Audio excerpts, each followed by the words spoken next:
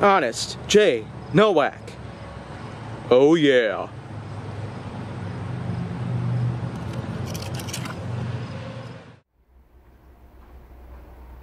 A pleasure to meet all at last, and welcome back to Honest J. Nowak. So, here's another big thing out there that I might as well go ahead and talk about. Because I'm the guy who likes to be as honest as possible when it comes to talking about some things that are on my mind. And what I got to talk about today is frauds. If you're not very familiar with it, then well, it's simply put a crime that is typically used on insurance companies to try and get away with certain things, or to simply protect themselves from becoming as embarrassed as possible.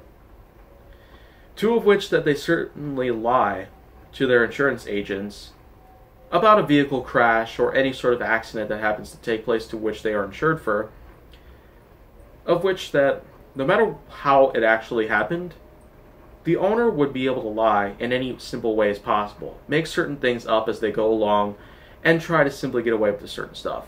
But most of the time, there's oftentimes a point in time where the insurance agent or someone else would eventually find out the truth and apparently take it to court.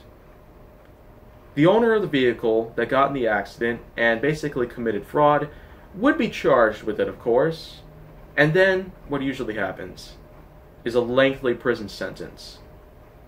Frauds themselves, they aren't always used on insurance companies though. They can be used in other ways possible, including charging someone else's credit card. Of course, the fact that it's never happened to me, and the fact that, well, my Capital One card is just about expired, I could certainly point out that I won't have any problems of that sorts. But in the fact that many people out there happen to commit fraud charges by simply putting charges on someone's account, depending on what they use. If anybody out there uses PayPal, like me, then well, you could probably get to know the fact that people out there who happen to commit charges of all sorts, they can be listed on your PayPal account. And no matter what the item is, or what the charge is, or the charge back for it is, there's oftentimes people on PayPal that happen to commit chargebacks. But for the most part, whenever it comes to fraud charges on someone else's credit card or otherwise, it's certainly a big endeavor. But most of the time, it's hard to figure out who exactly has the card and the like. So of course, that's why people would have the convenience of canceling or freezing the card. And in my case, it has never happened before, nor would I intend on letting it happen. So in that case, I feel like it's better said than done, but frauds themselves are just as awful to commit as homicide or larceny.